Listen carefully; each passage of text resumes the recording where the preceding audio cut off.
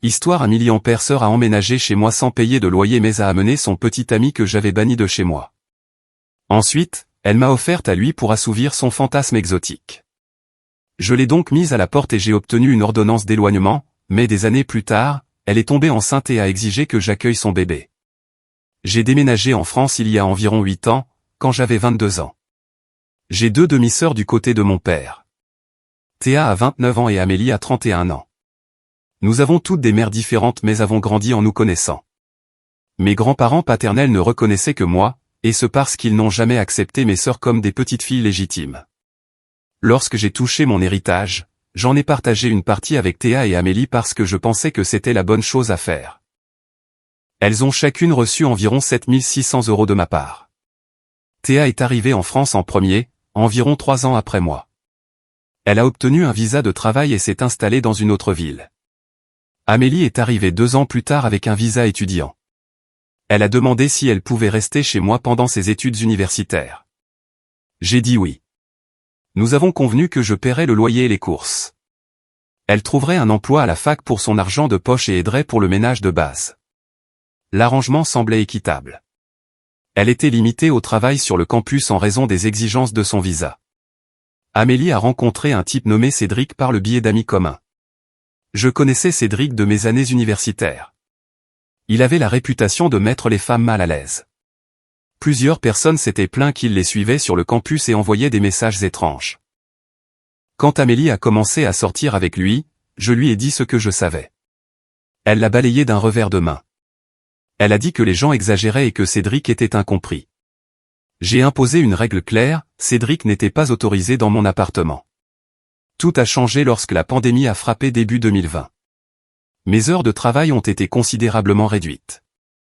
Amélie a perdu son emploi à l'université lorsque celle-ci a fermé la plupart de ses opérations. Nous avons dû déménager dans un appartement plus petit pour économiser de l'argent. J'ai pris un deuxième emploi de nuit dans un entrepôt. J'ai aussi commencé à faire du graphisme en freelance le week-end. La plupart du temps, je travaillais de 7h à minuit avec à peine quelques pauses. J'ai arrêté de voir mes amis. J'ai arrêté de faire tout ce qui n'était pas travailler ou dormir. Cédric a commencé à se présenter à l'appartement malgré ma règle. Amélie prétendait qu'il ne faisait que la déposer ou la récupérer. Puis il a commencé à entrer. Il s'asseyait sur mon canapé et faisait des commentaires sur mon apparence. Il n'arrêtait pas de me qualifier d'exotique en raison de mes origines métisses. Il disait des choses sur la couleur de ma peau et mes cheveux. Il trouvait des excuses pour toucher mon épaule ou se tenir trop près de moi dans la cuisine. J'ai commencé à rester dans ma chambre dès qu'il était là. Je promenais mon chien pendant de longues heures juste pour éviter d'être dans la même pièce que lui. Amélie continuait de me pousser à passer du temps avec lui.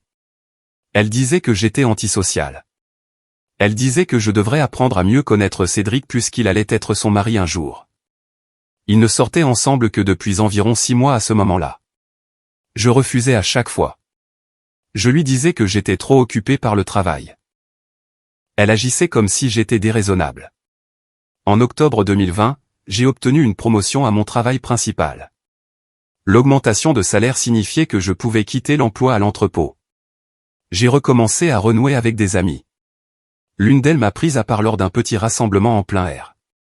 Elle m'a dit que Cédric racontait aux gens qu'il était sur le point de me convaincre de passer du temps en privé avec lui. Elle a dit qu'il en parlait comme si c'était une chose sûre. Je suis rentré chez moi ce soir-là et j'ai confronté Amélie et Cédric directement. Je leur ai demandé ce qu'ils entendaient par ces commentaires. Cédric n'a pas nié. Il a dit qu'Amélie lui avait dit que ce serait bon. Il a dit qu'Amélie avait suggéré que je leur ferais une faveur en tant que sœur. Il en parlait comme s'ils avaient mis au point une sorte d'arrangement.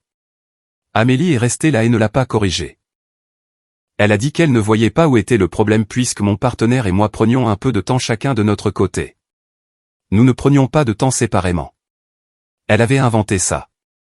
Je leur ai dit à tous les deux de sortir. Cédric m'a insulté en sortant. Amélie a pleuré et a dit que je réagissais de manière excessive. Je lui ai donné 2 semaines pour trouver un autre endroit où vivre. J'ai appelé ma famille et je leur ai envoyé des captures d'écran des SMS où Cédric parlait de ses plans. Tout le monde, sauf la mère d'Amélie, a dit que j'avais fait ce qu'il fallait. Amélie a emménagé avec Cédric quelques jours plus tard. J'ai obtenu une ordonnance de protection contre Cédric. Le juge l'a accordée après avoir vu les messages et entendu les témoignages d'autres femmes. Amélie et Cédric sont restés loin de moi la plupart du temps après ça. Je les ai vus une fois dans une épicerie, et ils sont partis quand j'ai sorti mon téléphone. C'était il y a 1 an et demi. Théa a gardé un contact avec Amélie mais ne me disait pas grand-chose. Je ne demandais pas. Puis le mois dernier, Théa m'a envoyé un SMS disant qu'Amélie était enceinte et que Cédric l'avait mise à la porte. J'ai répondu que c'était regrettable. Théa a dit qu'elle laissait Amélie rester avec elle pour 1 semaine maximum car Théa déménageait dans une autre région avec sa fiancée. Amélie m'a appelé depuis le téléphone de Théa. Elle a demandé si elle pouvait rester avec moi. J'ai dit non. Elle a dit qu'elle avait besoin d'aide pour les frais médicaux. Elle savait que je payais la mutuelle de 2 parents âgés qui vivent dans notre pays d'origine. Elle voulait que je l'ajoute à cette couverture. Elle a dit que le bébé était une bénédiction et que je devrais être heureuse de la soutenir. Elle a aussi dit qu'elle s'attendait à ce que j'aide à élever l'enfant une fois né. Par aider, elle voulait dire payer pour tout. Je l'ai écoutée parler pendant environ 6 minutes. Puis j'ai dit non et j'ai mis fin à l'appel.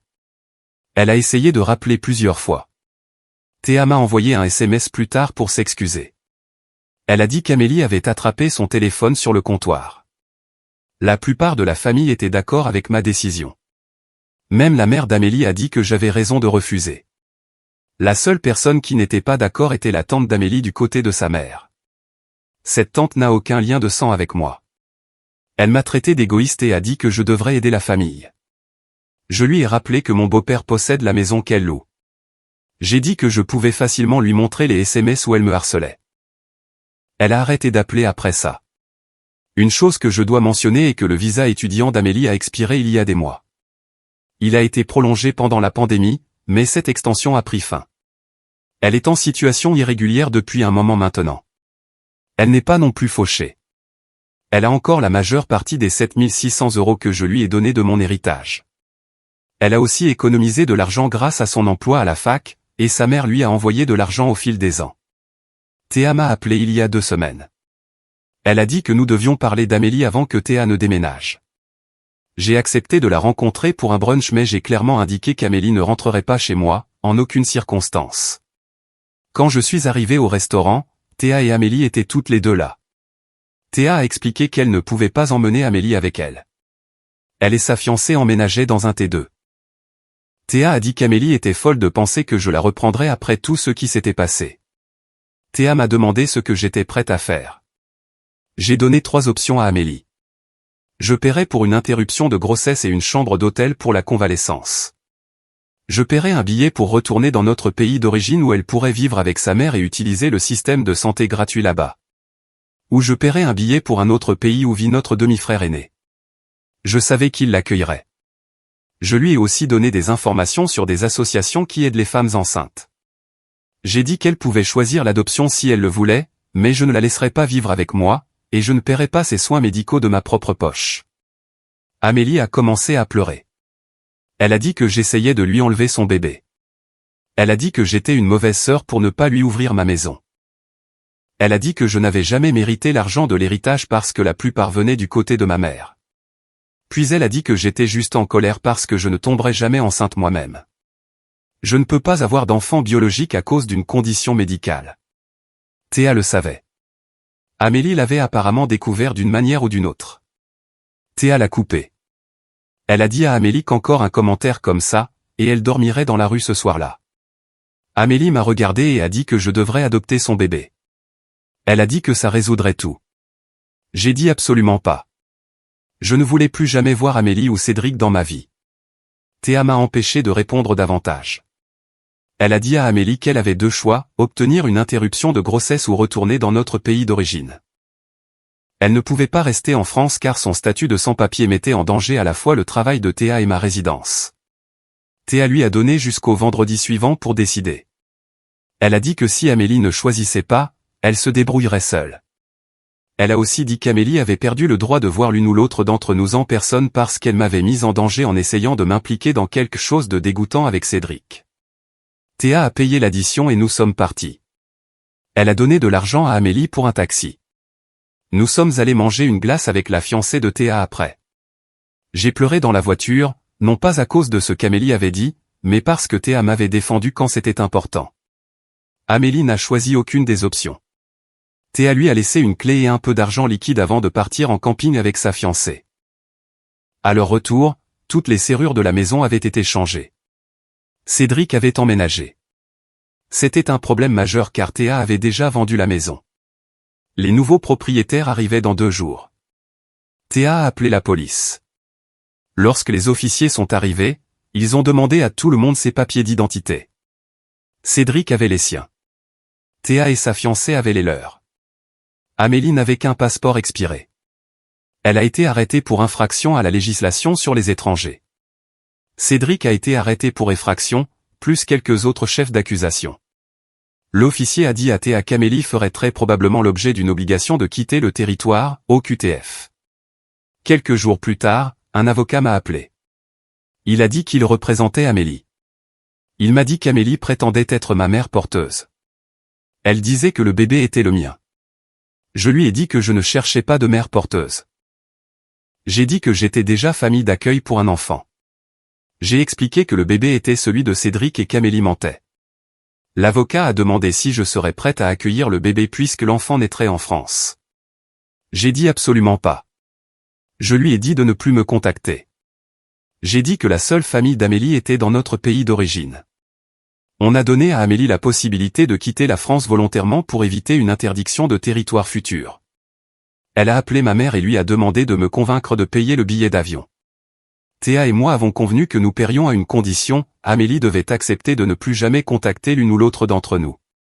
Sa mère était au courant de cet accord et l'a soutenu. Elle a dit à Amélie qu'elle aurait un mois pour trouver un emploi après son retour au pays ou qu'elle devrait trouver son propre logement. Théa a réservé le billet pour le vendredi suivant. Mon avocat a confirmé que l'histoire de mère porteuse était fausse. La GPA, gestation pour autrui, est illégale ou très réglementée et nécessite des contrats stricts. Amélie n'avait rien. Mise à jour 1. Amélie a quitté le pays il y a 3 semaines. Je pensais que ce serait la fin de l'histoire. J'avais tort. Je devrais expliquer quelque chose que j'ai omis auparavant. Environ 2 mois avant que je mette Amélie à la porte la première fois, mon amie Hélène a quitté la France. Elle a dû retourner dans son pays d'origine pour régler des problèmes avec ses papiers d'immigration. Elle a une fille nommée Manon qui a 4 ans. Hélène m'a demandé si je pouvais prendre la tutelle de Manon pendant qu'elle réglait ses affaires. Le processus prend beaucoup plus de temps que prévu. Hélène pourrait ne pas pouvoir revenir avant que Manon ne soit beaucoup plus âgée ou même majeure. J'ai dit oui. Manon a emménagé avec moi 1 semaine après que j'ai mis Amélie à la porte. Les services sociaux m'ont accordé la tutelle légale il y a environ 1 mois. Manon est une enfant géniale. Elle adore Star Wars. Pour Halloween, elle s'est déguisée en personnage Sith. Ma mère, qui n'est pas liée à Amélie par le sang, nous a envoyé des costumes et des accessoires Star Wars sophistiqués. Elle était ravie d'avoir une petite fille en famille d'accueil. Ma mère a posté des photos de Manon dans son costume sur Facebook. Les photos ne montraient pas clairement le visage de Manon, mais on pouvait voir le costume. Amélie a vu ces photos. Elle m'a envoyé un long email furieux avant que je ne puisse bloquer l'adresse. Elle a traité Manon de nom terrible. Elle a dit que je gaspille de l'argent pour quelqu'un qui n'était même pas de ma famille. Elle a dit que je devrais garder cet argent pour son bébé. Amélie a ensuite commencé à appeler ma mère à plusieurs reprises. Elle demandait de l'argent. Elle demandait mes coordonnées. Elle demandait à ma mère de me convaincre de la faire revenir en France. Ma mère l'a bloquée après le 5e appel. La semaine dernière, Amélie m'a contacté par l'intermédiaire d'une ancienne amie d'école. Elle m'a envoyé un document de 16 pages. Elle l'appelait sa liste d'exigences. Elle a dit que si je ne répondais pas à ces exigences, elle me poursuivrait en justice. La liste comprenait les éléments suivants, je devais me débarrasser de Manon et adopter le bébé d'Amélie à la place. Je devais lui donner un appartement que je copossède avec des cousins du côté de ma mère. Cet appartement est dans notre pays d'origine et appartient à ma famille maternelle. Amélie n'a aucun droit dessus. Elle voulait 475 000 € en liquide. Elle voulait mon chien et mon chat. Elle voulait que je la fasse revenir en France d'une manière ou d'une autre malgré son expulsion. J'ai envoyé le document à mon avocat. Il a dit que nous devrions demander une ordonnance de non-contact qui serait valide si jamais Amélie revenait en France. J'ai aussi transmis le document aux membres de la famille. Notre demi-frère aîné, qui vit dans encore un autre pays, m'a envoyé un court message. Il a dit qu'il s'en occuperait. Je n'ai pas demandé ce que cela signifiait.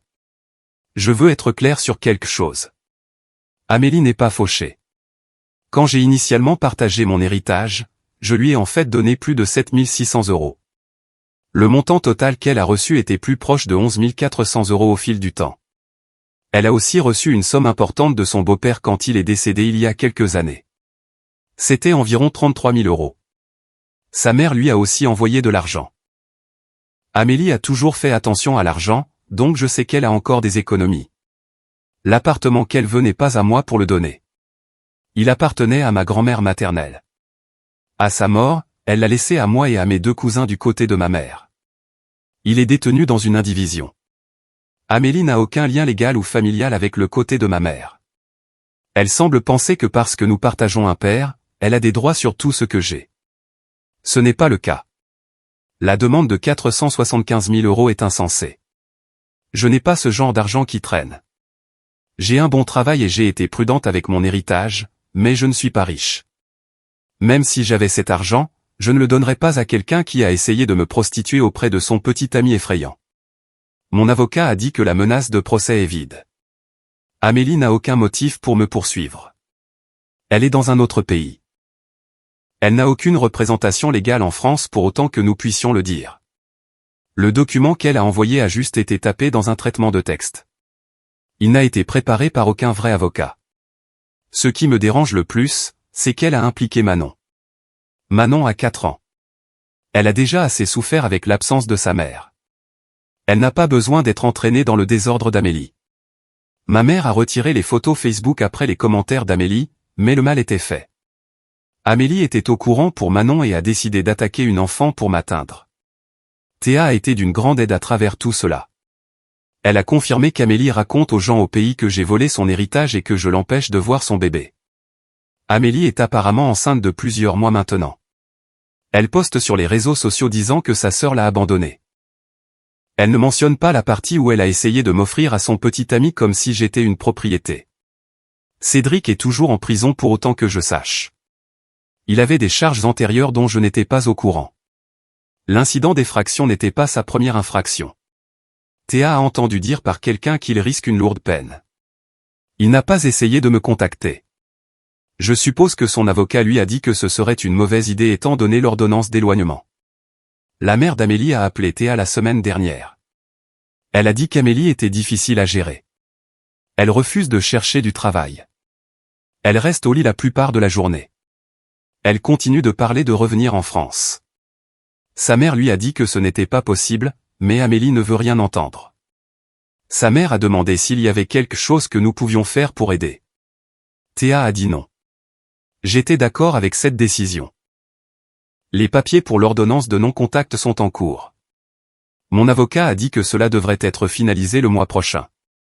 Une fois en place, si jamais Amélie revient en France et me contacte, elle pourra être arrêtée. Cela me donne une certaine tranquillité d'esprit. Je ne pense pas qu'elle pourra revenir de toute façon étant donné son expulsion, mais c'est bien d'avoir cette protection en place. Manon m'a demandé hier si la dame en colère au téléphone était ma sœur. Amélie avait appelé mon numéro de travail d'une manière ou d'une autre et avait laissé un message vocal avant que je puisse la bloquer. Manon avait répondu au téléphone pendant que j'étais aux toilettes. Amélie avait commencé à hurler à propos de son bébé avant de réaliser que ce n'était pas moi. Manon lui a raccroché au nez. J'ai dit à Manon oui, c'était ma sœur et qu'elle n'appellerait plus. J'ai changé mon numéro de travail le jour même. J'envisage d'obtenir un tout nouveau numéro de téléphone. Amélie a prouvé qu'elle trouvera des moyens de me contacter si elle le veut. J'envisage aussi de fermer mes comptes de réseaux sociaux pendant un moment. Je ne poste pas grand-chose de toute façon, mais je ne veux pas qu'Amélie surveille ce que je fais. Ma priorité actuelle est de m'assurer que Manon a un foyer stable. Elle commence la moyenne section de maternelle le mois prochain. Elle est excitée à ce sujet. Nous nous sommes entraînés à écrire son nom et à apprendre les chiffres de base. Elle veut apporter sa boîte à goûter Star Wars le premier jour. Ce sont les choses auxquelles je devrais penser. Pas gérer les exigences et les délires d'Amélie. Mise à jour 2. L'ordonnance de non-contact a été validée il y a 2 semaines. Je pensais que ce serait la fin de toute communication d'Amélie. J'avais partiellement raison. Amélie ne peut plus me contacter directement. Mais elle a trouvé d'autres moyens de faire connaître sa présence. Elle a commencé à envoyer des messages à mes cousins du côté de mon père. Ce sont des gens avec qui elle a grandi, tout comme moi. Elle leur a dit que j'avais volé son bébé et que je mentais sur ce qui s'était passé avec Cédric. Certains d'entre eux l'ont cru au début. Elle peut être convaincante quand elle le veut. J'ai dû envoyer à plusieurs de mes cousins les vrais SMS et les rapports de police. Une fois qu'ils ont vu les preuves, ils ont arrêté de répondre à Amélie. Quelques-uns se sont excusés auprès de moi pour avoir douté de ma version des faits. Un cousin l'a bloqué immédiatement et a dit aux autres membres de la famille de faire de même. Le bébé d'Amélie est né il y a 3 semaines. C'est une fille. Sa mère a envoyé une photo à Théa. Théa ne me l'a pas montrée et je n'ai pas demandé à la voir. Sa mère a dit que l'accouchement s'était bien passé et qu'Amélie et le bébé sont en bonne santé. Elle a aussi dit qu'Amélie parlait de donner le bébé à l'adoption. Sa mère est contre cette idée. Elle a dit que si Amélie ne veut pas élever le bébé, alors elle le fera elle-même.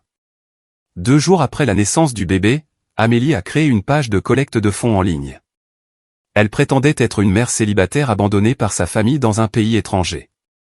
Elle disait avoir besoin d'argent pour les fournitures pour bébé et les frais médicaux. Elle n'a pas mentionné que les soins de santé dans son pays d'origine sont gratuits. Elle n'a pas mentionné l'argent qu'elle a de côté. Elle n'a pas mentionné que sa mère la soutient.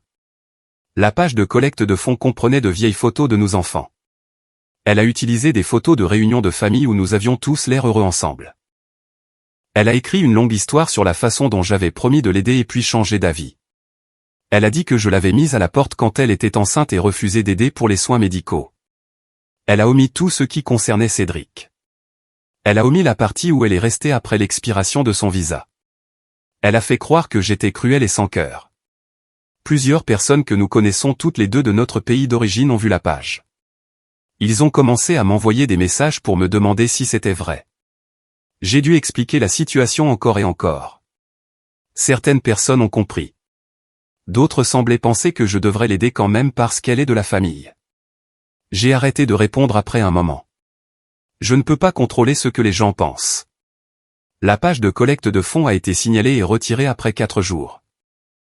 Apparemment, on ne peut pas utiliser ces plateformes pour diffuser de fausses informations. Amélie a essayé d'en lancer une autre sur un site différent. Celle-là a aussi été supprimée. Elle était en colère à ce sujet d'après ce que Théa a entendu. Elle m'a blâmé pour la suppression des pages même si je n'y étais pour rien. La mère d'Amélie a de nouveau appelé Théa la semaine dernière. Elle avait l'air fatiguée. Elle a dit qu'Amélie ne s'occupait pas correctement du bébé. Elle pleure constamment mais refuse de laisser sa mère aider. Elle reste debout toute la nuit sur son téléphone et dort le jour quand le bébé a besoin d'attention. Sa mère élève pratiquement le bébé elle-même depuis 3 semaines. Amélie publie sur toutes les plateformes de réseaux sociaux auxquelles elle peut accéder. Elle parle de combien il est difficile d'être une mère célibataire. Elle poste des photos du bébé avec de longues légendes sur le sacrifice et l'amour. Elle ne mentionne jamais que sa mère fait le plus gros du travail. Ces publications attirent la sympathie de gens qui ne connaissent pas la vraie histoire. Ils lui envoient des messages d'encouragement et certains ont même envoyé de petites sommes d'argent via des applications de paiement. J'ai découvert les publications sur les réseaux sociaux parce que ma mère les a vues. Quelqu'un dans notre famille élargie a partagé l'une des publications d'Amélie. Ma mère m'a appelé, bouleversée. Elle a dit qu'Amélie utilisait le bébé pour manipuler les gens. Elle a dit que ça lui rappelait quand Amélie faisait semblant d'être malade enfant pour attirer l'attention.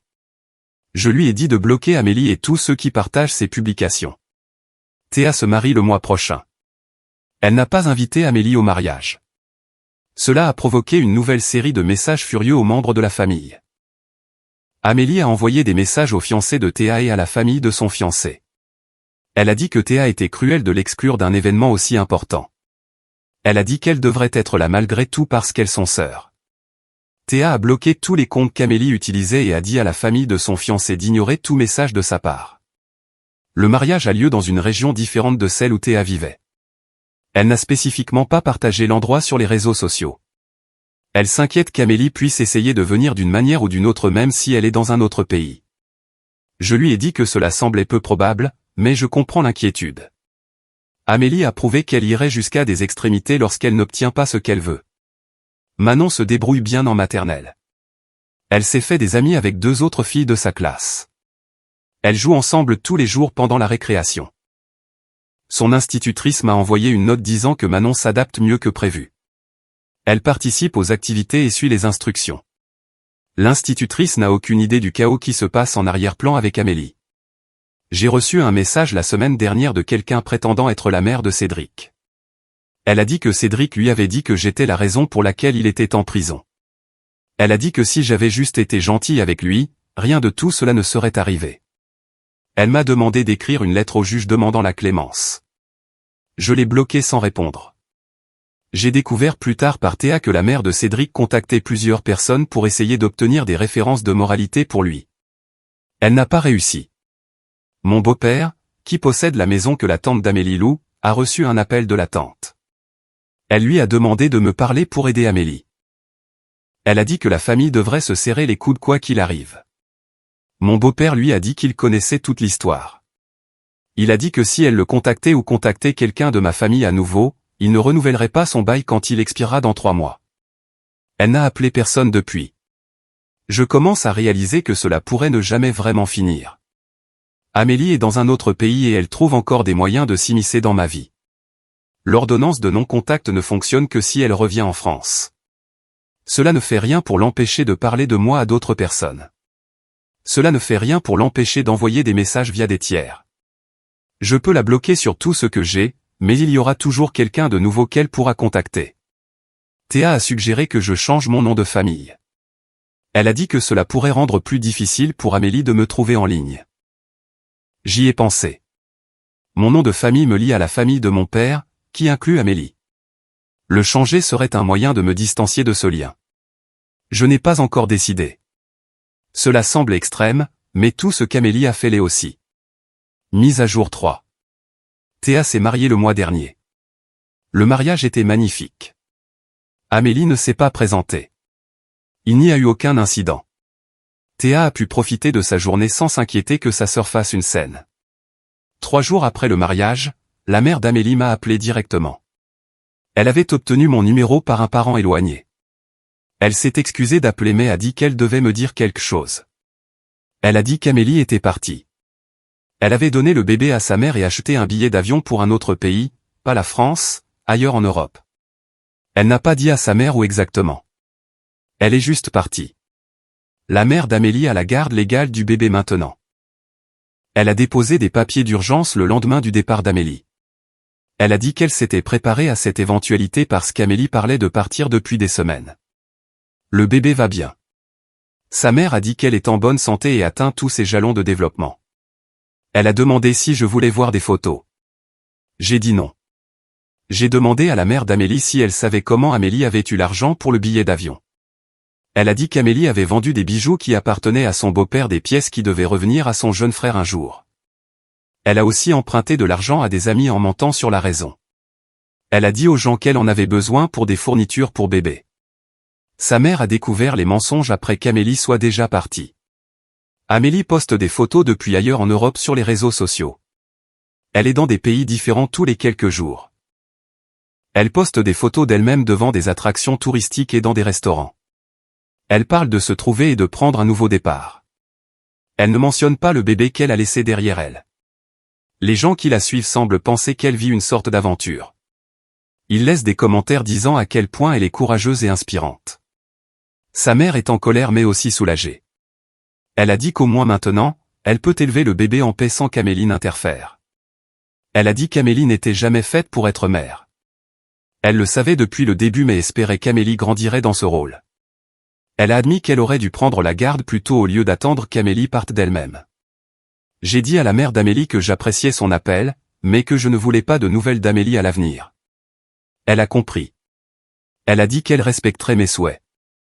Elle a demandé si Manon voudrait peut-être rencontrer sa petite fille un jour puisqu'elles sont techniquement cousines. J'ai dit non. Manon a sa propre vie et ses propres défis. Elle n'a pas besoin d'être liée à l'enfant d'Amélie. Cédric a été condamné il y a 2 mois. Il a pris 3 ans. L'effraction était le chef d'accusation principal, mais il avait aussi des infractions antérieures qui ont compté contre lui.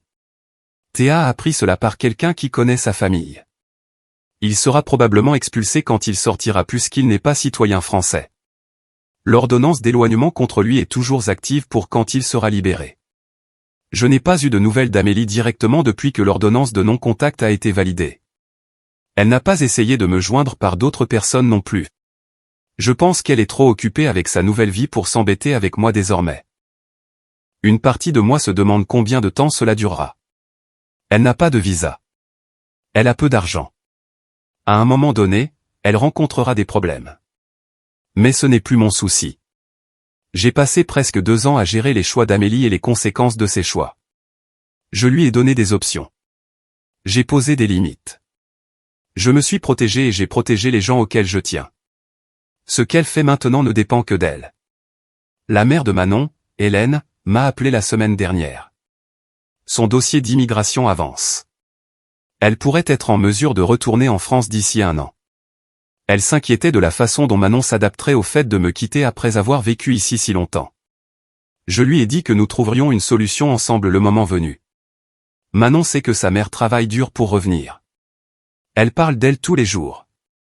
Théa et sa femme sont installés dans leur nouvelle ville. Elle cherche à acheter une maison. Théa a dit qu'elle se sent plus légère maintenant qu'Amélie est partie.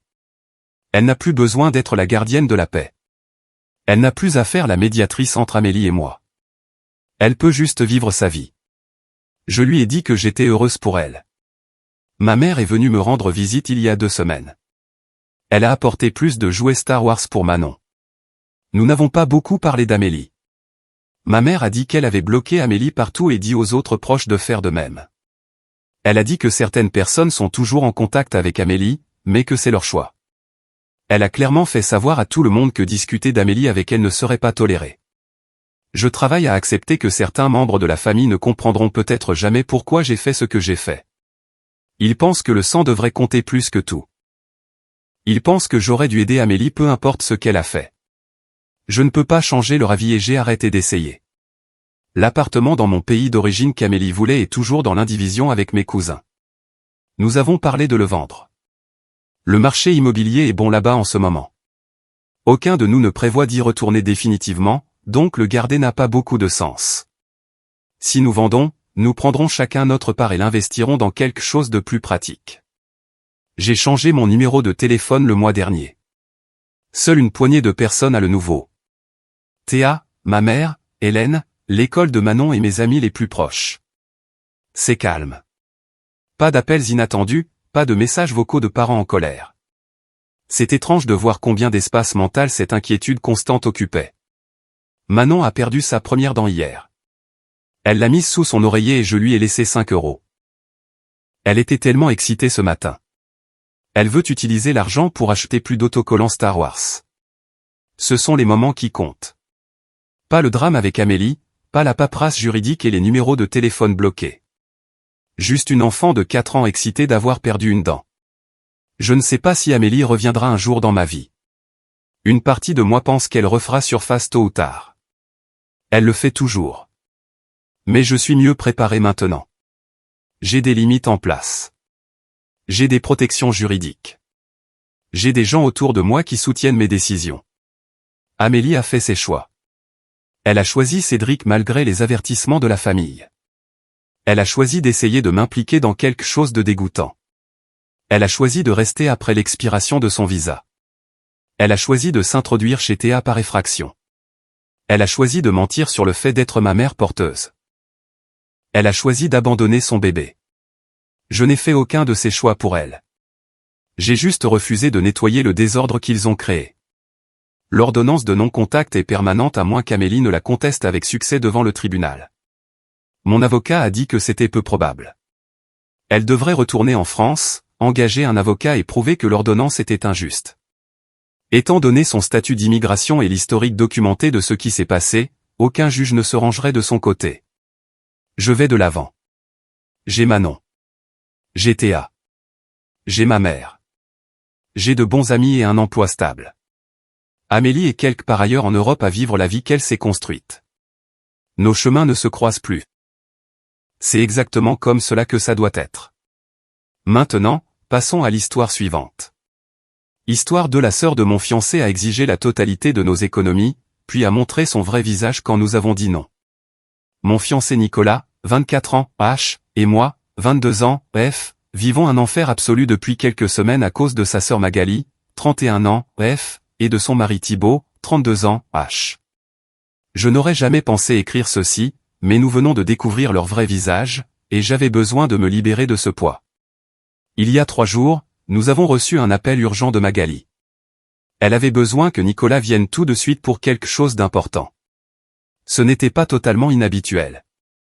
Magali appelle assez souvent pour de petits services, mais quelque chose dans sa voix rendait cela différent. Nous logions temporairement chez le frère aîné de Nicolas, Julien, 27 ans, H, pendant que nous nous préparions à emménager dans notre nouvel appartement.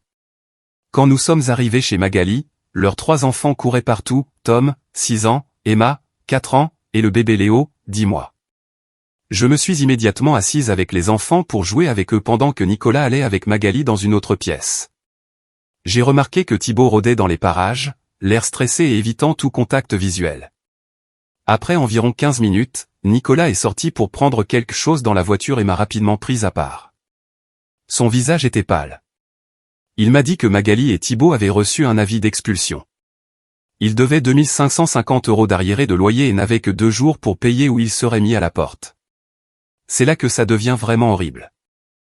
Magali avait demandé à Nicolas de leur donner la totalité de nos économies, soit 1550 €. Cet argent était spécifiquement économisé pour le dépôt de garantie et le premier mois de loyer de notre propre appartement, qui était dû dans 3 jours. Nous venions d'être approuvés après avoir cherché pendant des mois, et cet appartement était parfait pour nous. Abordable, proche de nos emplois, et dans un quartier sûr. Pour comprendre pourquoi cette demande était si scandaleuse, vous devez connaître l'histoire de Magali et Thibaut.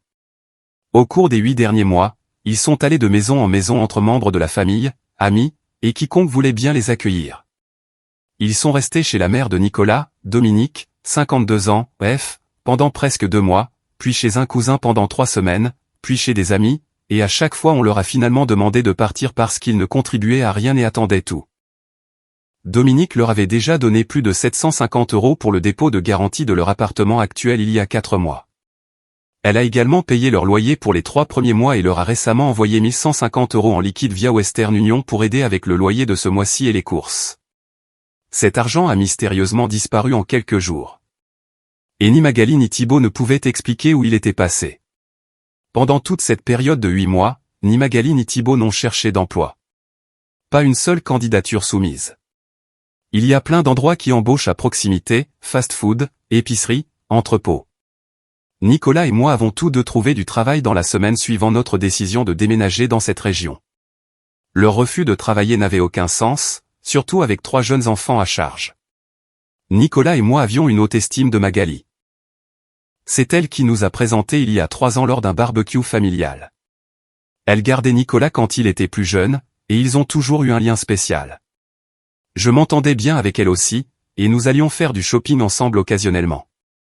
Thibaut était toujours dans le coin, et bien que je n'ai jamais particulièrement accroché avec lui, il semblait assez inoffensif. Il y a environ 2 mois, nous avons découvert que Thibaut trompait Magali avec quelqu'un qu'il avait rencontré en ligne. Nous l'avons dit à Magali immédiatement, en lui montrant les messages qu'un ami commun nous avait transférés. Elle a pleuré, a crié sur Thibaut, mais a finalement décidé de rester avec lui pour les enfants. Depuis lors, Thibaut est devenu de plus en plus hostile envers Nicolas et moi, probablement parce que nous connaissons son secret. Revenons à ce jour dans leur appartement quand j'ai rejoint Nicolas, Magali et Thibaut dans leur chambre, la manipulation a commencé. Magali nous a montré des avis d'expulsion officiels prouvant qu'ils devaient 2550 €. Elle a mentionné qu'elle avait encore 950 € de Dominique, ce qui nous a surpris car nous pensions que tout cet argent avait disparu, mais qu'elle avait besoin d'exactement nos 1550 € pour couvrir le reste. Quelle coïncidence qu'ils aient besoin d'exactement le montant que nous avions économisé. Magali a passé 20 minutes à rappeler à Nicolas comment elle avait pris soin de lui quand il était au collège après la séparation temporaire de leurs parents. Elle a parlé de la façon dont la famille devrait toujours aider la famille. Thibaut a ajouté qu'il nous laisserait rester avec eux si nous en avions besoin un jour, un mensonge complet, car ils n'ont jamais eu de logement stable eux-mêmes. Je suis restée silencieuse la plupart du temps car ma réponse était déjà un non ferme. Nous ne pouvions pas leur donner nos économies. Cela signifierait perdre notre appartement et devenir sans abri nous-mêmes. Le gestionnaire de l'appartement nous avait déjà dit qu'il ne pouvait pas reporter notre paiement car ils avaient d'autres candidats prêts à prendre l'unité. Nicolas, cependant, était visiblement déchiré. Il leur a dit qu'il avait besoin d'y réfléchir et nous sommes partis peu après. Dans la voiture, Nicolas a admis qu'il se sentait en conflit. Il aimait sa sœur et s'inquiétait pour les enfants, mais il savait aussi que leur donner notre argent ruinerait nos plans.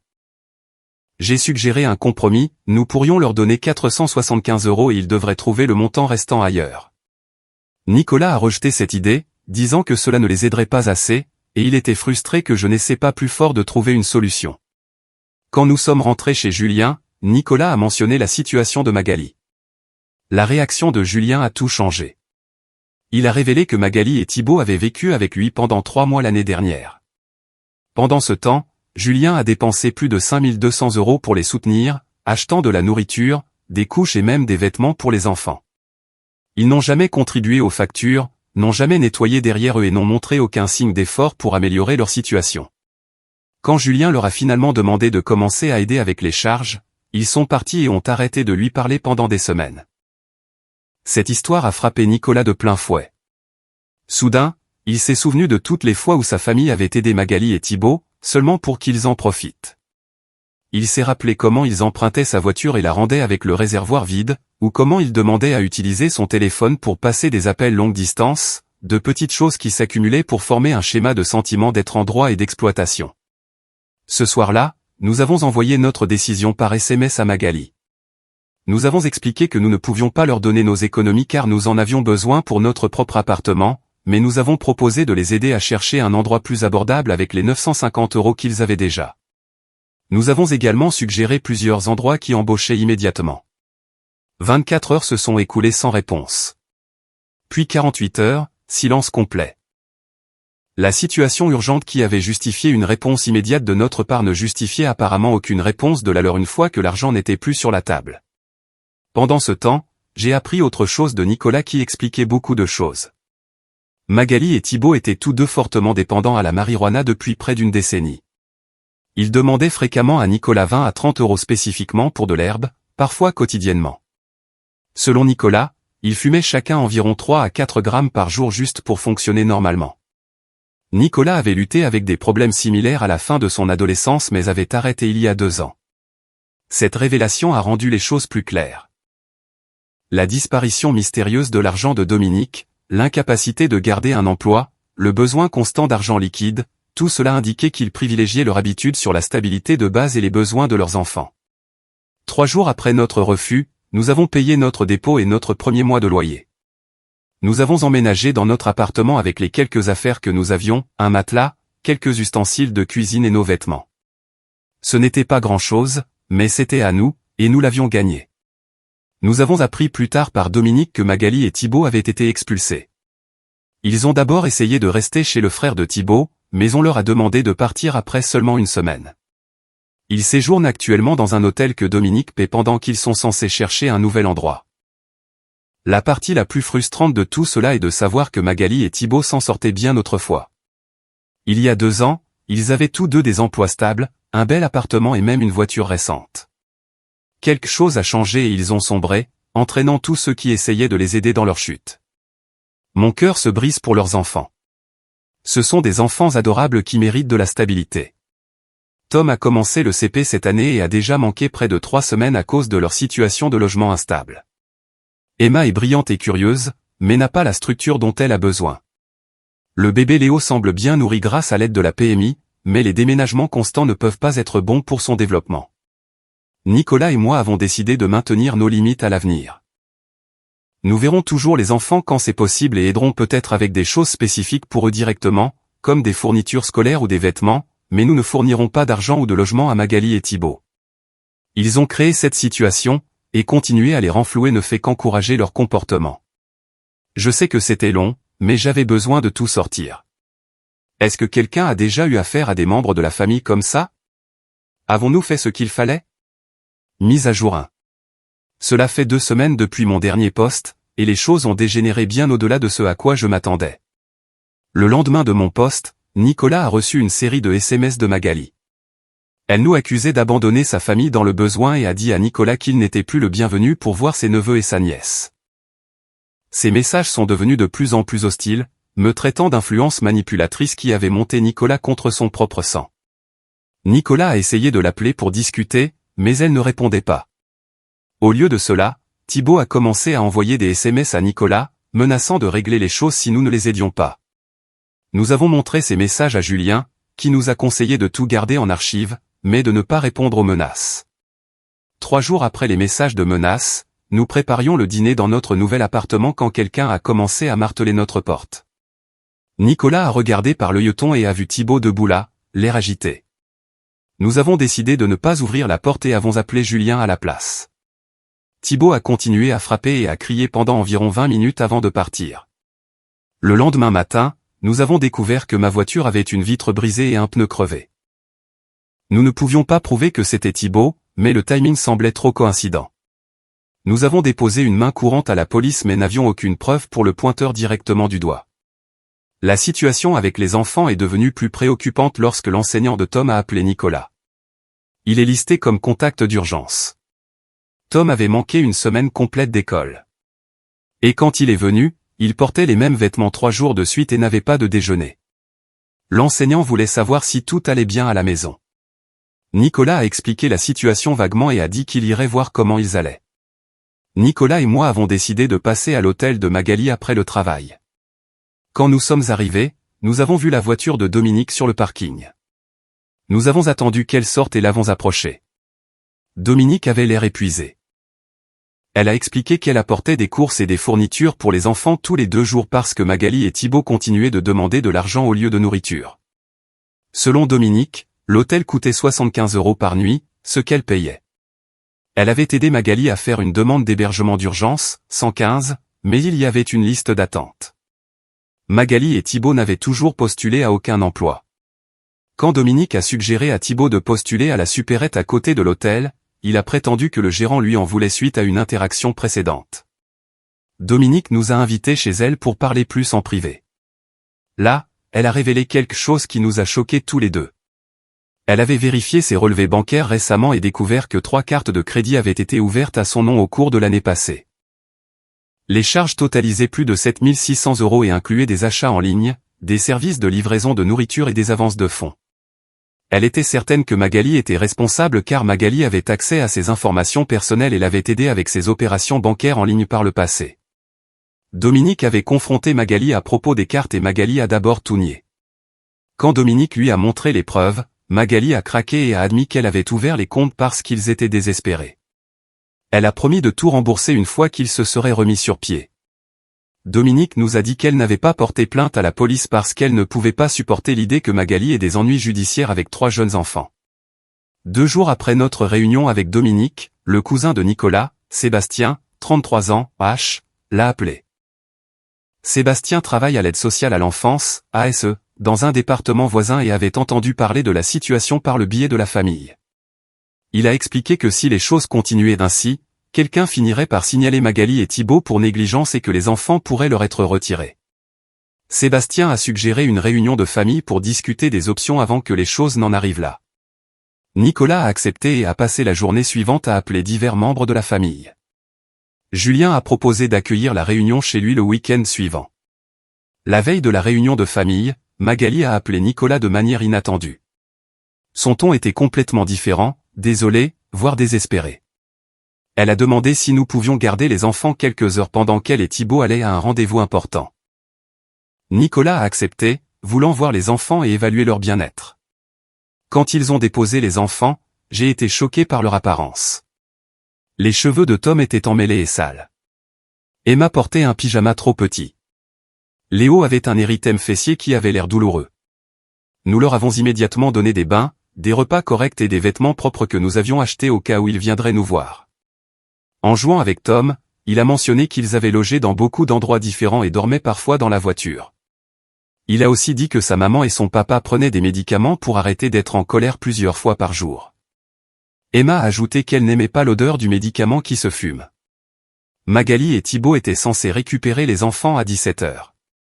À 21h, ils n'étaient pas revenus et ne répondaient pas à leur téléphone. Nous avons mis les enfants au lit dans notre chambre d'amis, qui n'avait qu'un matelas gonflable, et nous avons attendu. Vers minuit, Magali a finalement appelé, en bredouillant, disant qu'il viendrait le matin à la place. Le lendemain, ils sont arrivés avec 2 heures de retard pour récupérer les enfants. Thibaut a attendu dans la voiture pendant que Magali venait à la porte. Ses yeux étaient injectés de sang et elle sentait fortement la marijuana. Quand Nicolas a demandé comment s'était passé leur rendez-vous important, Magali a vaguement mentionné une opportunité d'emploi qui n'avait pas abouti. La réunion de famille cet après-midi-là était tendue. Dominique, Julien, Nicolas et moi, 2 cousins et la marraine de Magali étaient présents. Magali et Thibaut sont arrivés en retard encore une fois. Sébastien s'est joint par appel vidéo puisqu'il vit à 3 heures de route. Julien a exposé les faits calmement. Magali et Thibaut avaient reçu des milliers d'euros d'aide au cours de l'année passée sans rien avoir à montrer pour cela. Les enfants montraient des signes de négligence. Plusieurs membres de la famille avaient été volés ou manipulés. Leur dépendance à la drogue affectait leur capacité à être parents et à fonctionner. Plusieurs options ont été présentées. 1. Magali et Thibaut pouvaient accepter un plan de réhabilitation structuré impliquant un traitement, une formation professionnelle et des cours de parentalité avec le soutien de la famille. 2. Les enfants pouvaient rester temporairement avec des membres de la famille pendant que Magali et Thibaut se faisaient aider. Ou 3. La famille devrait se retirer complètement et laisser les autorités compétentes, services sociaux, intervenir si les choses ne s'amélioraient pas. Thibaut est sorti en trombe à la moitié de la réunion. Magali a alterné entre pleurer, faire des promesses et blâmer les autres pour leur situation. À la fin, aucune résolution concrète n'a été atteinte. Après l'échec de la réunion, Nicolas et moi nous sentions complètement vidés. Nous avions essayé tout ce que nous pouvions imaginer pour aider sans encourager leur comportement. Maintenant, nous faisions face à la possibilité très réelle que les enfants finissent placés si quelque chose ne changeait pas radicalement. Mise à jour 2. Cela fait 1 mois depuis la réunion de famille, et j'ai des développements à la fois inquiétants et légèrement encourageants à partager. 3 jours après la réunion, Dominique a reçu un appel du gérant de l'hôtel disant que Magali et Thibaut avaient été priés de partir en raison de plaintes concernant la consommation de marijuana dans la chambre et la présence de plus d'occupants qu'enregistrés. Dominique a refusé de payer pour un autre hôtel. N'ayant nulle part où aller, Magali a appelé Nicolas en pleurs, demandant s'il pouvait rester avec nous juste pour 2 nuits. Nicolas m'a consulté et nous avons convenu d'un compromis. Les enfants pouvaient rester avec nous, mais pas Magali et Thibaut. Quand Nicolas a communiqué cela à Magali, elle lui a raccroché au nez. 20 minutes plus tard, Thibaut a appelé, hurlant des obscénités et nous accusant d'essayer de voler leurs enfants. Ce soir-là, Julien a appelé Nicolas. Thibaut s'était présenté chez lui en exigeant de l'argent. Quand Julien a refusé, Thibaut a menacé de casser ses fenêtres. Julien a appelé la police et Thibaut est parti avant leur arrivée. Ce schéma a continué. Thibaut a approché divers membres de la famille pour de l'argent, devenant de plus en plus désespéré et agressif.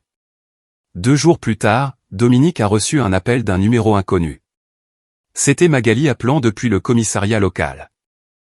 Elle et Thibaut avaient été arrêtés pour possession de marijuana et de ce que la police soupçonnait être de la méthamphétamine. Les enfants avaient été placés temporairement en foyer d'urgence.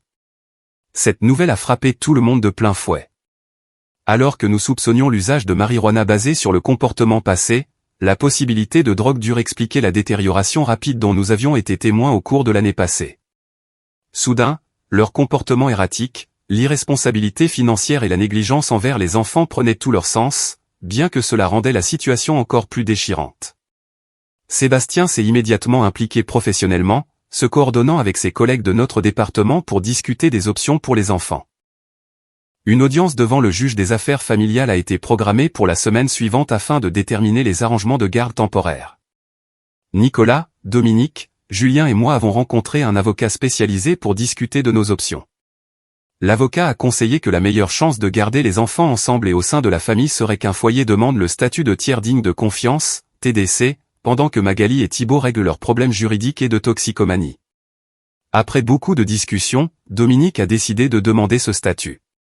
Elle avait récemment pris sa retraite, était propriétaire de sa maison sans crédit, et avait le plus d'expérience en matière de garde d'enfants. Julien a offert un soutien financier, et Nicolas et moi nous sommes engagés à aider pour la garde le week-end. La veille de l'audience, Magali et Thibaut ont été libérés sous caution, payés par le père de Thibaut, qui vit dans le sud de la France.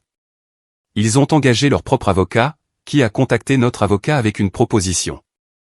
Magali et Thibaut placeraient volontairement les enfants chez Dominique pour 3 mois pendant qu'ils compléteraient un programme de désintoxication. S'ils terminaient le programme avec succès et obtenaient un logement stable, ils récupéreraient la garde progressivement. Lors de l'audience, le juge a approuvé cet arrangement, mais avec des conditions supplémentaires, tests de dépistage de drogue obligatoires, cours de parentalité et visites médiatisées uniquement. Les enfants ont emménagé chez Dominique le jour même. La première semaine a été difficile. Tom faisait des cauchemars et réclamait ses parents constamment. Emma est devenue extrêmement collante avec Dominique. Léo a semblé s'adapter le plus vite, peut-être parce qu'il était encore si jeune.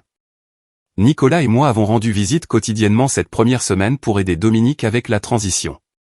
Nous avons installé des lits convenables pour les enfants, organisé leurs quelques affaires et établi des routines pour les repas et le coucher. Julien a installé des caméras de sécurité autour de la maison de Dominique par précaution.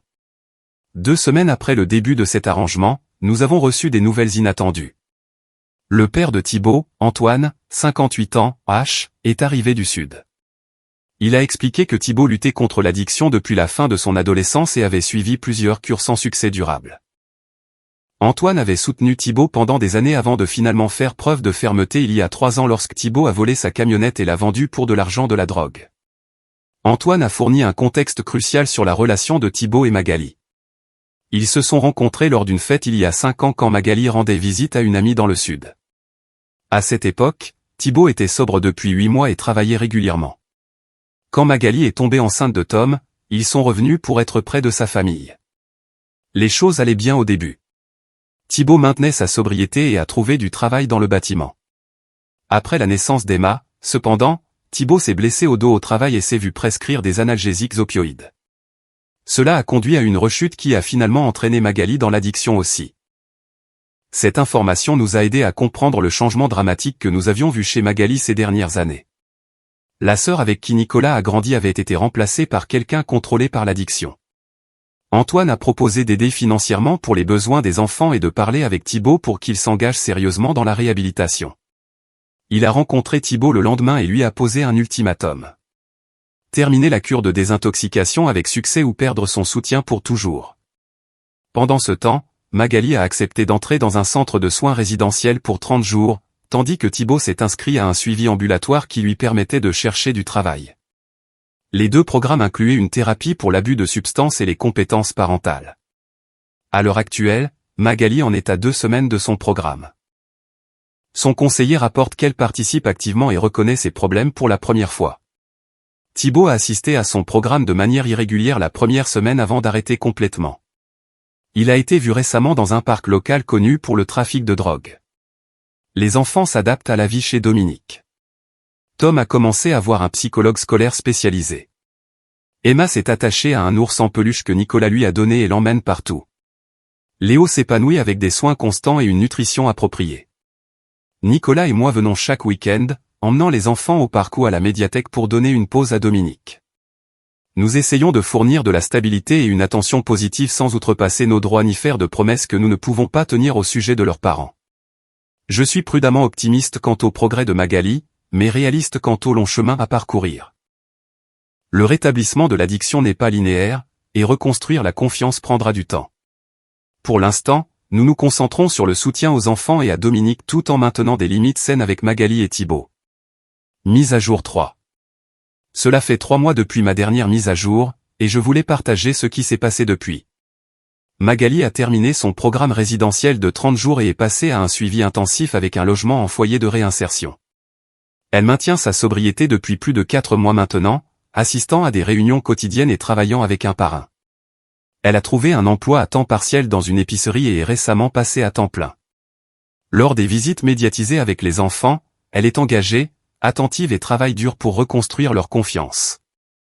Le chemin de Thibaut a été radicalement différent. Il a complètement disparu pendant plusieurs semaines après ma dernière mise à jour. Antoine l'a finalement trouvé vivant dans un squat avec d'autres consommateurs de drogue.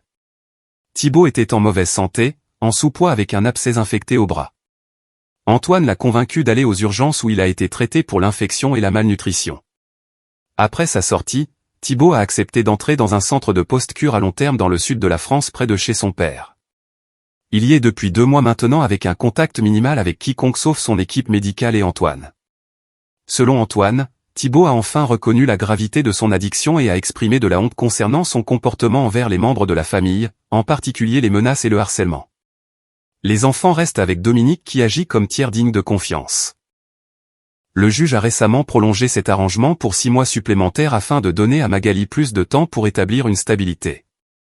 Tom s'est considérablement amélioré à l'école, tant sur le plan scolaire que social. Emma a commencé la maternelle 3 jours par semaine et adore ça. Léo marche maintenant et se développe normalement pour son âge. Nicolas et moi avons acheté un appartement légèrement plus grand avec 2 chambres pour que les enfants puissent occasionnellement passer la nuit chez nous. Nous avons établi une routine où ils passent un week-end par mois chez nous, donnant à Dominique une pause bien méritée.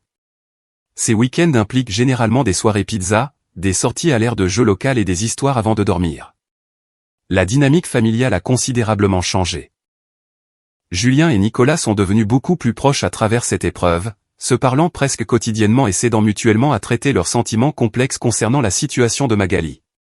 Dominique a posé des limites claires avec Magali, exigeant une preuve de sobriété continue avant chaque visite avec les enfants. La semaine dernière, Magali a contacté Nicolas et moi spécifiquement, demandant à nous rencontrer sans les enfants. Nous nous sommes retrouvés dans un café près de son foyer. Elle avait l'air en meilleure santé que nous ne l'avions vue depuis des années, les yeux clairs, à un poids sain avec des vêtements soignés et des cheveux coiffés. Magali s'est excusée sincèrement pour son comportement, en particulier pour avoir demandé nos économies et pour le harcèlement qui a suivi. Elle a reconnu que son addiction l'avait rendue manipulatrice et égoïste. Elle nous a montré son jeton de sobriété de 90 jours avec fierté et a parlé de son processus de rétablissement. Elle n'a pas cherché d'excuses ni rien demandé de notre part, juste l'opportunité de reconstruire la confiance avec le temps. Nicolas a été touché par la transformation apparente de sa sœur, mais reste prudemment optimiste. Nous avons tous deux convenu d'avancer doucement, en soutenant ses efforts de rétablissement tout en maintenant nos limites.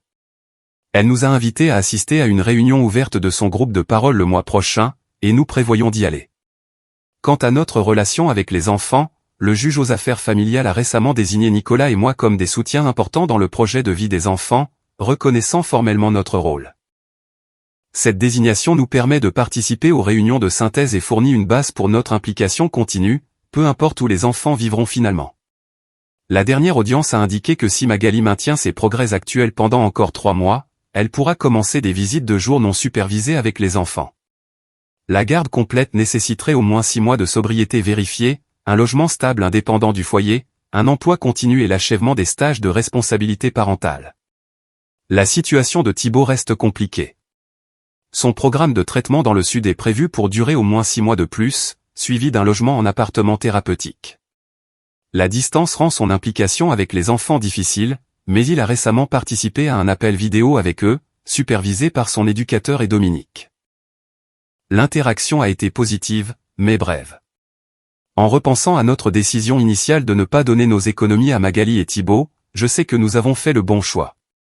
Cet argent aurait disparu dans leur addiction et rien n'aurait changé, sauf que nous aurions perdu notre logement. Parfois, les décisions les plus difficiles sont les plus nécessaires. Le chemin à parcourir reste incertain. Les statistiques de rétablissement de l'addiction montrent que beaucoup de gens rechutent plusieurs fois avant d'atteindre une sobriété durable. Nous sommes préparés au revers tout en espérant le meilleur. Quoi qu'il arrive, nous continuerons d'être là pour Tom, Emma et Léo, en leur fournissant la stabilité et l'amour qu'ils méritent. Pour l'instant, nous prenons les choses un jour après l'autre, célébrant les petites victoires et construisant une fondation de relations familiales plus saines basée sur l'honnêteté, le respect et des limites appropriées plutôt que sur la manipulation et la complaisance.